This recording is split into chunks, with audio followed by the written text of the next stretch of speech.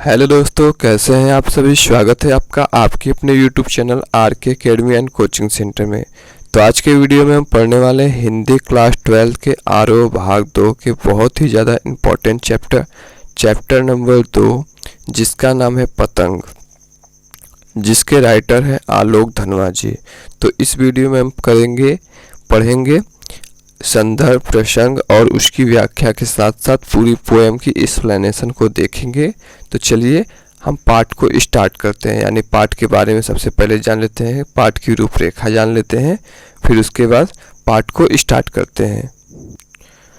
प्रस्तुत कविता में कवि यह बताना चाहता है कि बच्चों का मन बहुत ही साहसिक एवं उत्साह से भरपूर होता है। कवि कहना चाहता है कि जो बच्चा होता है, जो बालपन होता है, जो लड़कपन होता है, उस समय बच्चों का जो मन होता है बहुत ही ज़्यादा चंचल होता है।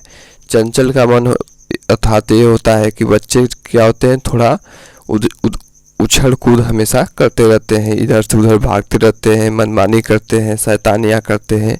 ठीक है। इस बालपन की अवस्था में कवि पतंग का उदाहरण देते हुए कहता है कि यहाँ हो जाएगा कि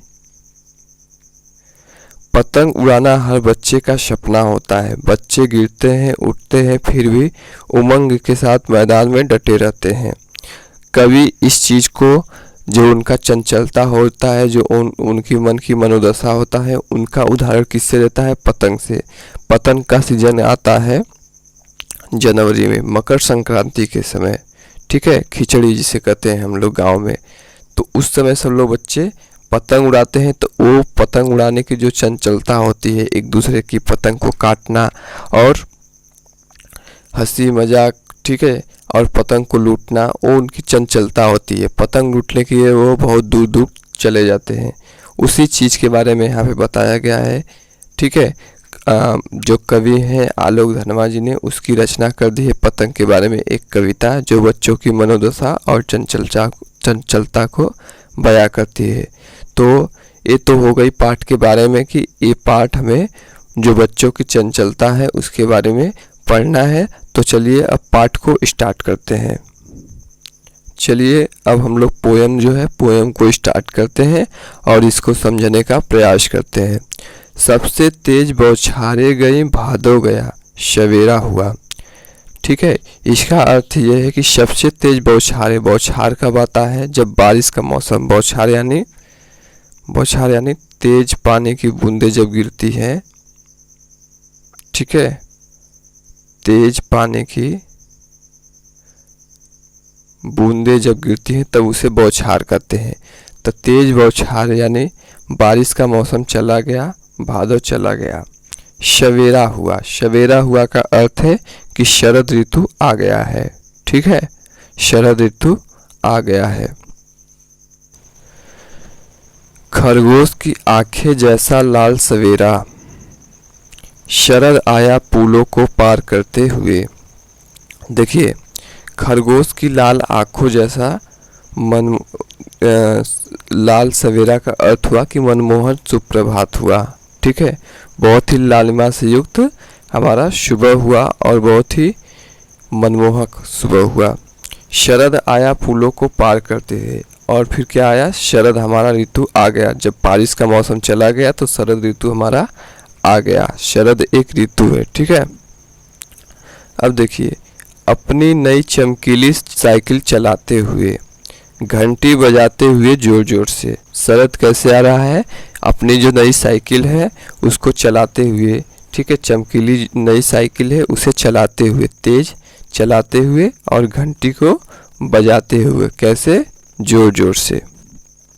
ठीक है, यहाँ पे देखिए आपका मानवीकरण अलंकार हो जाएगा। क्यों हो जाएगा? क्योंकि देखिए, जो प्राकृतिक जड़ वस्तुएं हैं, देखिए शरद जो ऋतु है वो साइकिल कभी नहीं चला सकता। ठीक है, शरद ऋतु साइकिल नहीं चला सकता, ये मानवीय कार्य कर रहे हैं। ठीक है, तो इसलिए क्या हो जाएगा? मानवीकरण अलंकार हो जाएगा। आगे देखते हैं। चमकीले इशारों से बुलाते हुए पतंग उड़ाने वाले बच्चों के झुंड को। अब कह रहे हैं कवि कि वो क्या कर रहा है, चमकीले इशारों से, तरह तरह के इशारों से, ठीक है, वो अपने बच्चों को जो है, बच्चों के झुंड को, झुंड यानी बच्चों के समूह को, बहुत सारे जब बच्चे इकट्ठा होते तो उसके कहते हैं बच्चे के झुंड को, पतंग उड़ाने वाले बच्चे के झुंड को बुला रहा है। कौन बुला रहा है? शरद ऋतु। चमकीले इशारों से बुलाते हुए और आकाश को इतना मुलायम बनाते हुए। फिर कह रहे हैं कि फिर अपने चमकीले इशारों से बुला रहे हैं बच्चों के झुंड को, आकाश को इतना मुलायम बनाते हुए। यानी आकाश क्या है? इतना मुलायम का मतलब आसमान बिल्कुल साफ है, उस पर कोई भी बादल नहीं है कि बारिश होगी। कि पतंग ऊपर उठ सके, दुनिया की सबसे हल्की और रंगीन चीज उड़ सके। कि पतंग जो है, अब जैसे देखिए जब बादल रहेगा, ठीक है, बादल रहेगा, बिजली कड़केगी, तो पतंग क्या होगा? उड़ नहीं पाएगा। लेकिन अगर मौसम एकदम साफ है, ठीक है, धूप है, ठीक है, तब पतंग आराम से ऊपर उड़ेगी। तो वही कह रहे हैं कि पतंग अगर आकाश इतना मुलायम बनाते हुए, यानी आकाश बिल्कुल साफ रहेगा, तो पतंग ऊपर उठ सकेगा यानी उड़ सकेगा। दुनिया की सबसे हल्की और रंगीन चीज उड़ सके, दुनिया का सबसे पतला कागज उड़ सके, यानी दुनिया की सबसे हल्की और रंगीन चीज क्या है? पतंग हो जाएगी, ठीक है, पतंग को उड़ सके ऊपर हमारे आसमान में। और दुनिया का सबसे पतला कागज उड़ सके, पतला कागज का भी अर्थ पतंग से है कि पतंग हमारा ऊपर आसमान में उड़ सके और बच्चे उसे देखकर बहुत ही खुशी से झूम उठे। कि शुरू हो सके सीटियों, किलकारियों और तितलियों की नाजुक दुनिया। कवि कह रहे हैं कि और इस प्रकार से उनकी सीटियों और किलकारियों और तितलियों की नाजुक दुनिया शुरू हो जाए, यानी वो सब हंसने लगे, मुस्कुराने लगे, किलकारियाँ खिलने लगे उनके चेहरों पर और हंसी खुशी वो सब सीटियाँ को बजाने लगे। सीटी जैसे पतंग जो होती है, उनकी जितने ऊंची उड़ेगी उतना उनको खुशी मिलेगी, उतना उनको आनंद मिलेगा, ठीक है, और बहुत ज़्यादा किलकारियाँ मार के हंसेंगे वो सब, ठीक है। तो अब हम लोग देख लेते हैं इसका संदर्भ। अगर हमें संदर्भ लिखने के लिए आए तब हम संदर्भ कैसे लिखेंगे? तो संदर्भ में इस पाठ का हमने लिखना है, तो मतलब इस पैराग्राफ का हम संदर्भ कैसे लिखेंगे? प्रस्तुत पंक्तियाँ, ठीक है, हमारी पाठ्य पुस्तक आरोह भाग 2 में संकलित कवि आलोक धनवा द्वारा रचित एक बहुत ही सुंदर शीर्षक पतंग से ली गई है, ठीक है। इस प्रकार से लिख सकते हैं, या तो ये भी लिखते हैं प्रस्तुत कविता हमारी पाठ्य पुस्तक हिंदी आरोह भाग 2 से ली गई है, इसके रचयिता श्री आलोक धनवा जी हैं। इस प्रकार से भी आप लिख सकते हैं। अब इसके बाद हमारा हो जाएगा, इसका प्रसंग भी लिख देंगे, ठीक है। कवि आलोक धनवा जी ने अपनी कविता के माध्यम से बच्चों से शरतकालीन प्रकृति का वर्णन, ठीक है, इसी चीज़ का हमने वर्णन किया ना कि शरतकालीन भादो चला गया है, बारिश का मौसम चला गया, अब क्या आ चुका है? शरद का मौसम आ चुका है। वर्णन किया बच्चों के उमंग एवं आशा की किरण और उनके बहादुरी भरे कार्यों का वर्णन किया है, और बच्चों की जो चंचलता है, मनोदशा है, ठीक है, उसका वर्णन कर दिया है। यही हम प्रसंग में लिखेंगे, यानी प्रसंग एक छोटा सा प्रारूप होगा जिसमें उसमें जो एक्सप्लेनेशन का छोटा सा भाग होगा उसको लिख देंगे कि क्या क्या हमें थोड़ा सा पढ़ना है, ठीक है। अब हम लोग देखते हैं काव्यांश 2 को। चलिए काव्यांश 2 को देखते हैं और समझने का प्रयास करते हैं। जन्म से ही वे अपने साथ लाते हैं कपास, पृथ्वी घूमती हुई आती है उनके बेचैन पैरों के पास। देखिए कवि क्या कहता है कि वे जन्म से यानी जब बचपन में पैदा होते हैं, ठीक है, तब ही अपने साथ लाते हैं कपास। कपास का मतलब है कपास जैसा मनमोहक शरीर लाते हैं। जिस प्रकार से कपास इतना मनमोहक होता है, ठीक है, उसी प्रकार से वे इतना सुंदर और मनमोहक शरीर के साथ पैदा होते हैं। पृथ्वी घूमती हुई आती है उनके बेचैन पैरों के पास, और जब वे थोड़े बड़े होते हैं तो उनके बेचैन पैर होते हैं, यानी वो कब सोचते हैं कब नीचे उतरे, ठीक है, बेड से कब नीचे उतरे और चलना प्रारंभ कर दें और इधर उधर भागते रहते हैं, इधर से उधर, इधर से उधर, इधर से उधर चलते रहते हैं और घूमते रहते हैं। जब वे दौड़ते हैं बेसुध छतों को भी नरम बनाते हुए, और जैसा होता है कि वो उतना तो जैसे छोटा बच्चा रहता है तो चप्पल या जूते या सैंडल ये सब तो पहनते नहीं हैं, तो क्या करते हैं दौड़ते रहते हैं इधर से उधर और बेसुध होते, उन्हें कोई शुद्ध नहीं रहती है कि क्या किया जाए क्या ना किया जाए, ठीक है, हमेशा दौड़ना खाना पीना यही उनका डेली का रूटीन रहता है, ठीक है। तो छतों को भी नरम बनाते हुए, जो छत होते हैं इतना मतलब कड़ा होता है उसको भी नरम बना देते हैं, यानी उनके लिए कहीं भी जाना असंभव नहीं है, वो हर कार्य को संभव बना देते हैं, इधर से उधर घूमते रहते हैं, भागते रहते हैं और उन्हें कोई भी कठोर से कठोर चीज़ पे भी चलना रहेगा तो उसे नरम समझकर चलते रहते हैं इधर उधर।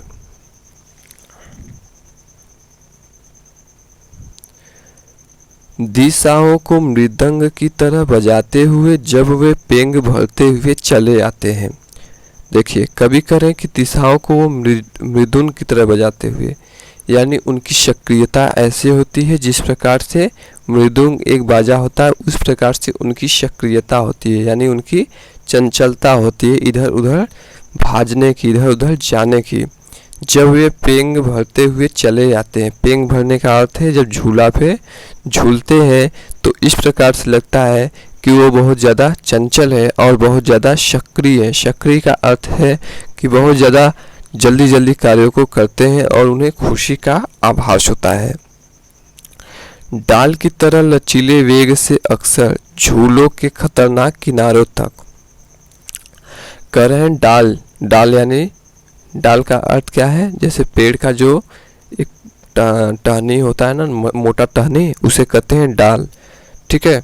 जब उस पे मतलब बैठते हैं किसी लचीले वेग के, जैसे जो डाल होता है, डाल पे अगर पेड़ के ऊपर आप बैठेंगे उसकी डाल पे तो नीचे इधर उधर लचकता रहता है, ठीक है।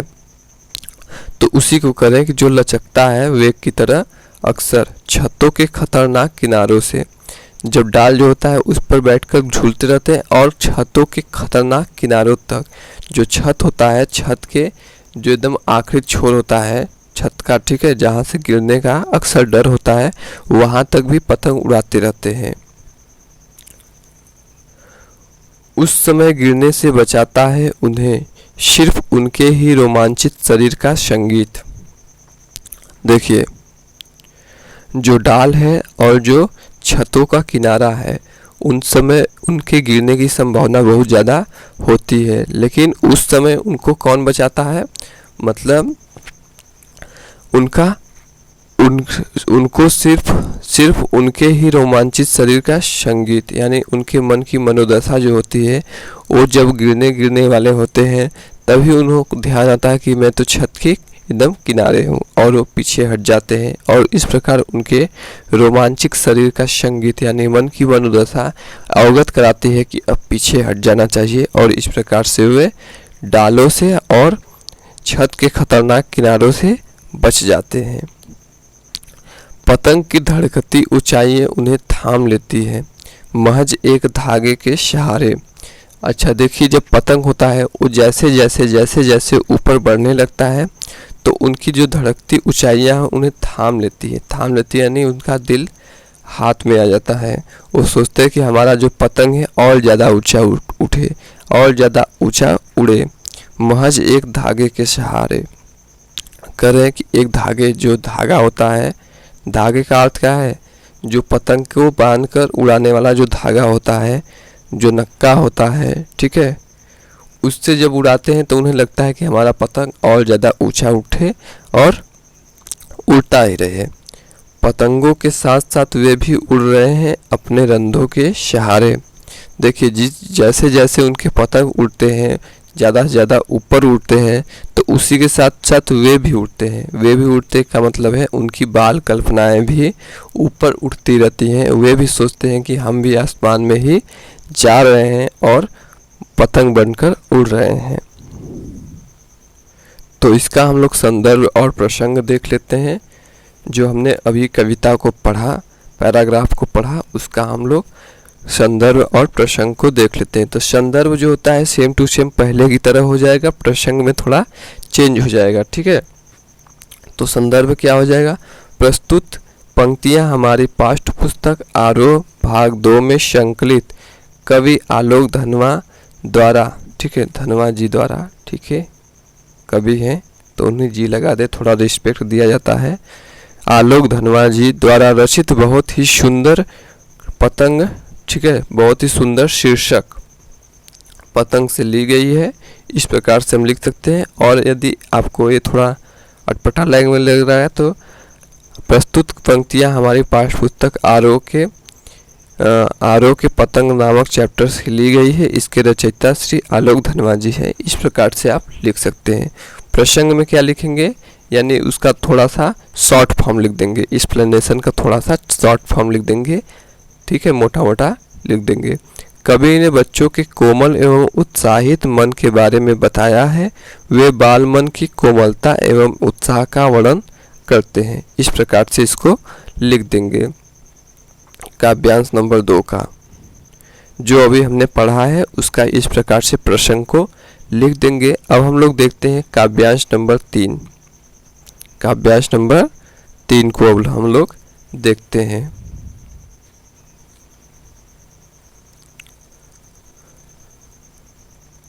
अगर वे कभी गिरते हैं छतों के खतरनाक किनारों से और बच जाते हैं तब तो। देखिए बच्चे क्या होते हैं, बहुत ज़्यादा चंचल होते हैं, बहुत ज़्यादा शरारती होते हैं। उन्हें मरने जीने का कोई गम नहीं होता है, ठीक है। तो कभी कर रहे हैं, कभी कभी वे जो छत का किनारा होता है, ठीक है, वहाँ तक चले जाते हैं पतंग उड़ाते उड़ाते एकदम छोर पर, ठीक है, जहाँ से गिरने का, जैसे इस प्रकार से छत रहेगा, ठीक है, इस प्रकार से अगर छत है तो पतंग यहाँ पे बच्चे उड़ा रहे हैं, ठीक है, मान लीजिए पतंग है और यहाँ पे उड़ा रहे हैं, तो बच्चे यहाँ से उड़ाते उड़ाते, लड़का जैसे यहाँ पर है तो उड़ाते उड़ाते उड़ाते उड़ाते यहाँ तक चला जाता है। फिर उन्हें गिरने का डर होता है, कुछ दूर और चलेगा, ठीक है, तो वह गिरने का डर आता है, सीधे नीचे गिर जाएगा, ठीक है। तो कवि कह रहे हैं कि कभी कभी वे क्या होते हैं, खतरनाक किनारों तक चले जाते हैं और बच जाते हैं तब तो, लेकिन जाकर फिर उन्हें ध्यान आता है कि हम तो बहुत आगे आ चुके हैं, तो थोड़ा पीछे हट जाते हैं और भी निडर होकर सुनहले सूरज के पास जाते हैं। जब सोचते हैं कि अरे हम तो बच गए, यानी हमारी जो मनोदशा है, जो मेरा मन है वो मुझे बचा लिया, तो फिर और भी निडर हो जाते हैं। निडर का मतलब फिर उन्हें और डर नहीं लगता है और क्या करते हैं, सुनहले सूरज के पास सामने जाते हैं। सुनहले का अर्थ है सुनहरे सूरज के पास जाते हैं, यानी और भी निडर होकर पतंग को उड़ाते रहते हैं। पृथ्वी और भी तेज घूमती हुई आती है उनके बेचैन पैरों के पास। तब तो उनके बेचैन, जो उनके पैर होते हैं और भी बेचैन हो जाते हैं। बेचैन हो जाने का अर्थ है कि वो बहुत ज़्यादा उत्साहित हो जाते हैं पतंग उड़ाने के लिए और इधर उधर भागने लगते हैं, ठीक है, क्या करने के लिए, पतंग को उड़ाने के लिए। जैसे आज हमको तो मान लीजिए पतंग उड़ाना नहीं आता है, ठीक है, फिर भी सब लोग को देखते हैं, खुशी मिलती है हमें भी थोड़ा बहुत, ठीक है। तो क्या होता है कि वे इस प्रकार से पतंग को उड़ाते रहते हैं। आप लोग तो उड़ाते ही होंगे, आप लोग को पता होगा कि इस बात को रिलेट कर पाते होंगे, ठीक है, इस कविता को पढ़कर, ठीक है। हम तो उतना भाई उड़ाए नहीं है पतंग, अपना पढ़ाई लिखाई किए, ठीक है। तो चलिए अब इसका हम लोग देख लेते हैं संदर्भ और प्रसंग को। तो इसका संदर्भ क्या हो जाएगा, काव्यांश 3 का संदर्भ है, ठीक है। तो ये भी संदर्भ क्या होता है, सेम टू सेम होता है, प्रसंग में थोड़ा चेंज कर दिया जाता है। तो संदर्भ में लिखेंगे प्रस्तुत पंक्तियां हमारे पाठ्य पुस्तक आरोह भाग 2 में संकलित कवि आलोक धनवा द्वारा रचित बहुत ही सुंदर शीर्षक पतंग से ली गई है। इस प्रकार से हम इसका संदर्भ लिख देंगे। सेम टू सेम संदर्भ रहता है, प्रसंग में चेंज कर देते हैं। प्रसंग में क्या चेंज करेंगे, जैसे ये चीज़ें दी गई हैं हमको, ठीक है। काव्यांश नंबर 3, तो इस काव्यांश नंबर 3 का जो थोड़ा सा हिंट होता है, ठीक है, थोड़ा सा जो हिंट होता है एक्सप्लेनेशन का, उसको हमें लिख देना है कि हमें इस काव्यांश में यही चीज़ें से रिलेट कर पाना है, ठीक है। तो चलिए इसका हम लोग प्रसंग देख लेते हैं। प्रसंग में क्या हो जाएगा, कविता के इस पंक्तियों के माध्यम से कवि बच्चों के अदम्य साहस एवं उत्साह का वर्णन करता है, ठीक है। जो उनका उत्साह है, बहुत ज़्यादा साहसी होते हैं और उत्साह होता है, तो उसका वर्णन करते हैं कि वे खतरनाक किनारों तक भी चले जाते हैं, उन्हें डर नहीं लगता है। और जब इस प्रकार से वे बच जाते हैं गिरने से, तो उनका उत्साह और अधिक बढ़ जाता है। वे सोचते हैं तो हमारा तो कुछ नहीं हुआ, और सुनहले सूरज के सामने चले जाते हैं, या अर्थात और भी निडर हो जाते हैं, उन्हें डर नहीं लगता है, ठीक है। तो आशा करते हैं आपको समझ में आया होगा, ठीक है। तो इसका क्वेश्चन आंसर आपके हमारे YouTube चैनल पर आ चुका है, ठीक है। आप विजिट करके इसे पढ़ सकते हैं और अपने अच्छे मार्क्स ला सकते हैं। धन्यवाद।